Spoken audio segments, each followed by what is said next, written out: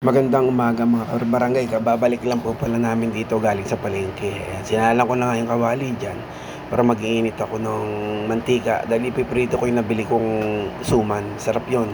Pero bago ko iprito yung nabili kong suman, habang pinapainit natin yung kawali, nagsali muna tayo ng toyo. Kasi ubos na yung toyo. Binili ko nga pala yung toyo dun sa Blooming Treat. Tapos sinaling ko dun sa lalagyan. Kasi cute yung lalagyan. Nandito, pindot lang para ka lang nasa bar. Kaya yan, ipinalatan ko na dyan yung ating suma na ipiprito. Malagkit nga eh. Kaya medyo binibilisan ko yung pagbabalat. Pero naka-timelapse na tayo dyan kasi medyo mahaba yung video na nagawa natin.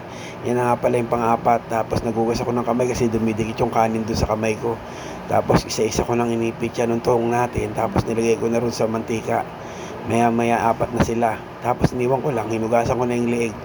Dahan-dahan ko hinugasan isa-isa, tinatanggal ko yung mga buto-buto, ay yung mga maliliit na butong pinagputulan, tsaka yung mga dugo-dugo tinatanggal natin para hindi siya mangingitim pag niluto natin. Adobo nga pala yan, may kasamang mapaayan.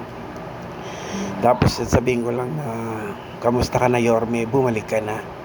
At Carlo Lopez, I love you. Pati ikaw, Awi Sia, I love you. Mananalo na kayo. Kayo ang mamumuno sa Maynila. Ay, nakapag-promote naman tayo. Sorry, nag-promote lang tayo ng konti. Ayan na pala, sinunod ko na dyan yung binilasan ko nga eh. Pero naka-timelapse tayo dyan. Kaya, tapos yan, nilagay ko na siya sa pressure cooker. Tapos, lock na. Ayan.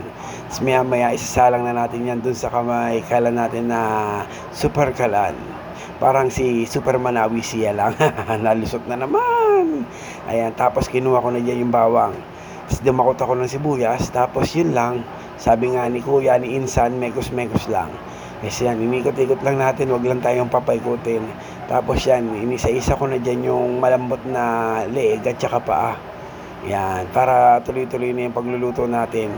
At huwag natin kakalimutan na lagi tayong tatawag sa taas. Pagtawag natin sa Panginoong Jesucristo at among nasa langit, sigurado hindi tayo magkakamali. Lagi tayong susubukin. Pero yung pagsubok na yun yung magpapatatag sa atin. Araw-araw, lagi may pagsubok. Kaya pag nakalagpas tayo, napakasarap ng pakiramdam. Huwag tayo masyado mag-iisip. Maraming salamat po. At saka yan na po yan, nilalagay na natin yung ating yan. Tapos yun yung sabi nga ni Insan, mekos-mekos lang, halo-halo lang tayo ng konti. Tapos nilagay ko na yung suka natin. Tapos sinunod ko na yung ating pampakulay na toyo. Hindi na nga pala tayo dyan maglalagay ng asin kasi yan na yung ating pinakaalat niya, yung toyo. Tapos lalagyan natin ng konting mekos-mekos muna. Tapos yan, kukunin ko yung pampalasa natin dyan. Medyo lalagyan natin ng pampalasa yan. Para naman milinamnam siya ng konti paminta. Tapos ang ating pampalasa. Ayan na, kinuha na natin yan. Tapos tama na. Tapos yan, konting mekos-mekos lang, sabi ni Insan, mekos-mekos. Tapos medyo pakukuluin lang natin yan. Yan, okay na, tapos na, bilis na, di ba? Ganun-ganun lang, napakabilis lang. Yan, natapos. Yan lang po, malapit na po tayong magtapos. Maraming salamat. Bye!